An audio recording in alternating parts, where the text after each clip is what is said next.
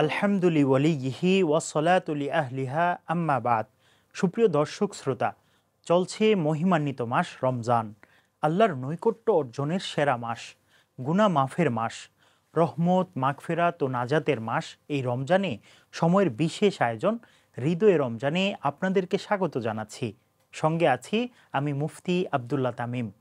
রমজান মাস জুড়ে প্রতিদিন ক্ষমা প্রার্থনার গুরুত্বপূর্ণ সময় ভোররাতে আপনাদের সামনে হাজির হব। রহমতের দুয়ার খোলা মহিমান্বিত মাস রমজানে সময়ের মাসব্যাপী এ আয়োজনে সময়ের সঙ্গেই থাকবেন ইনশা আল্লাহ। রমজান মাস হিজরির নবম মাস। এই মাসের মর্যাদা সকল মাসের চেয়ে শ্রেষ্ঠ। ইসলামের অন্যতম বিধান রোজা এই মাসে পালিত হয়। ধনী গরিব সাধারণ মুসলিম সাহাবাই কেরাম নবীজি সাল্লাল্লাহু আলাইহি ওয়াসাল্লাম সকলের জন্যই এই বিধান।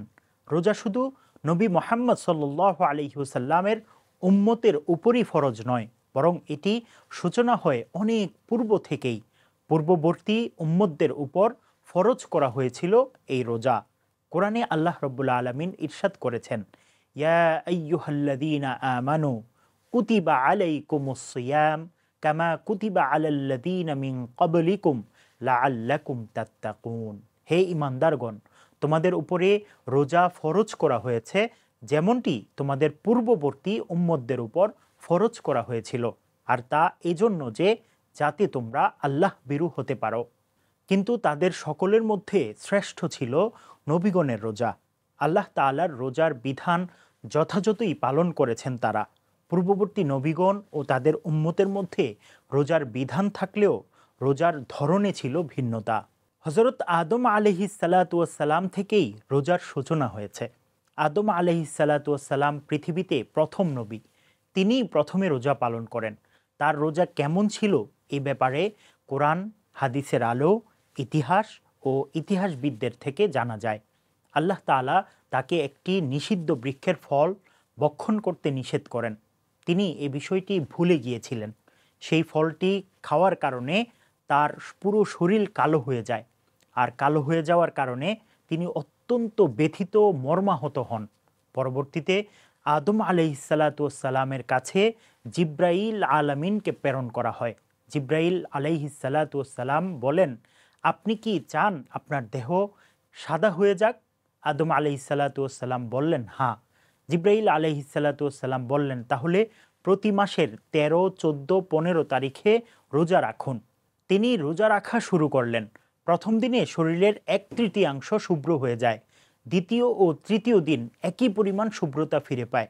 তখন থেকেই এই রোজা আইয়ামে বীজ হিসেবে পরিচিতি লাভ করে।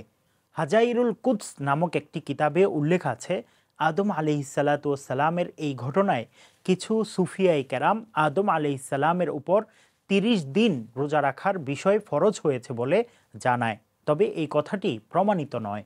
শরীয়তপ্রাপ্ত প্রথম রসুল নূহ আলাইহিসসালাম তিনিও রোজা রেখেছেন। 950 বছর ধরে উম্মতকে সঠিক পথের দিকে আহ্বান করেন। তার নামেই কোরআনে অবতীর্ণ হয়েছে একটি সূরা। তার ব্যাপারে বলা হয় যে তিনি সারা বছরই রোজা রাখতেন, তবে ঈদুল ফিতর ও ঈদুল আজহার দিন ব্যতীত। তবে ইতিহাসের কোথাও কোথাও পাওয়া যায় হযরত নূহ আলাইহিসসালাম যেই বন্যায় নিপতিত হয়েছিলেন, সেই বন্যা থেকে মুক্তি পাওয়ার পর শুকরিয়া আদায়ের লক্ষ্যে আদম আলাইহিসসালামের মতো আইয়ামে বীজের 3টি রোজা রাখতে শুরু করেন। ইব্রাহিম আলাইহিসসালামও রোজা রেখেছেন। শেষ নবী মুহাম্মদ সাল্লাল্লাহু আলাইহি ওয়াসাল্লামের পূর্বপুরুষ হলেন ইব্রাহিম আলাইহিসসালাম, যার বংশ থেকে অসংখ্য নবী রসুল এসেছেন।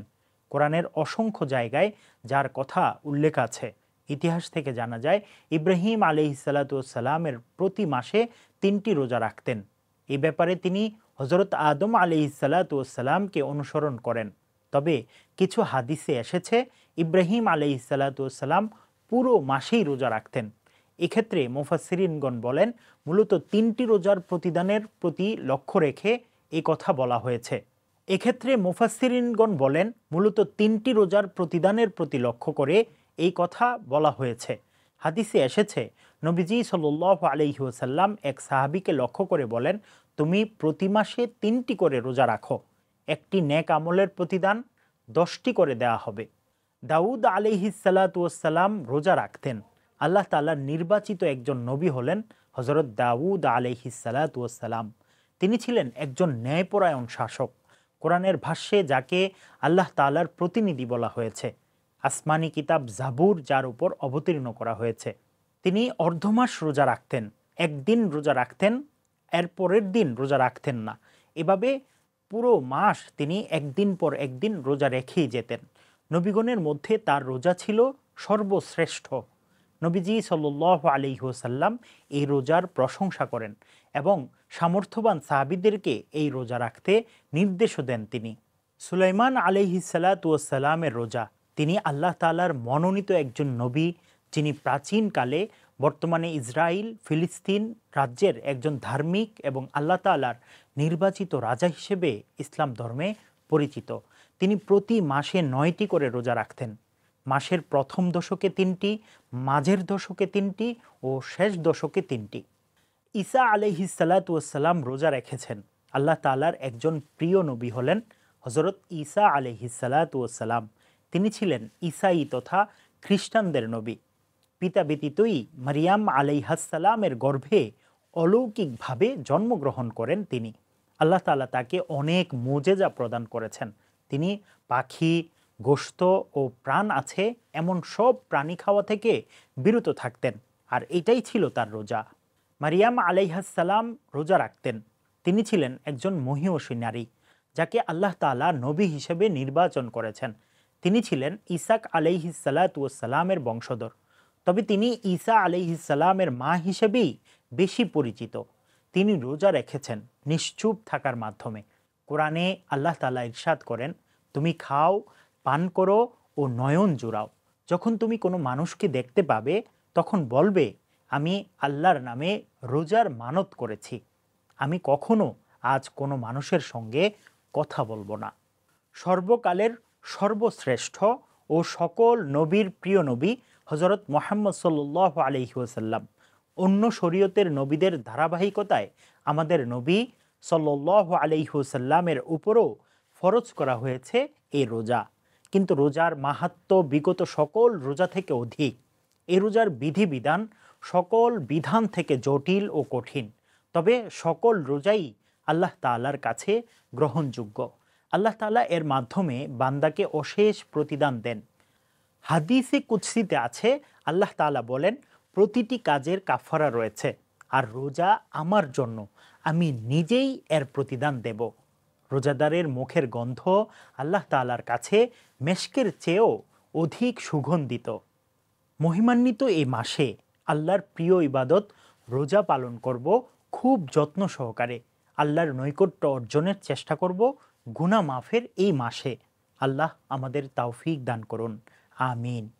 রহমত, বরকত, মাগফিরাত ও নাজাতের এই মাসে প্রতিদিন সেহরির সময় হৃদয়ে রমজান দেখার আমন্ত্রণ জানিয়ে আজকের মতো বিদায় নিচ্ছি।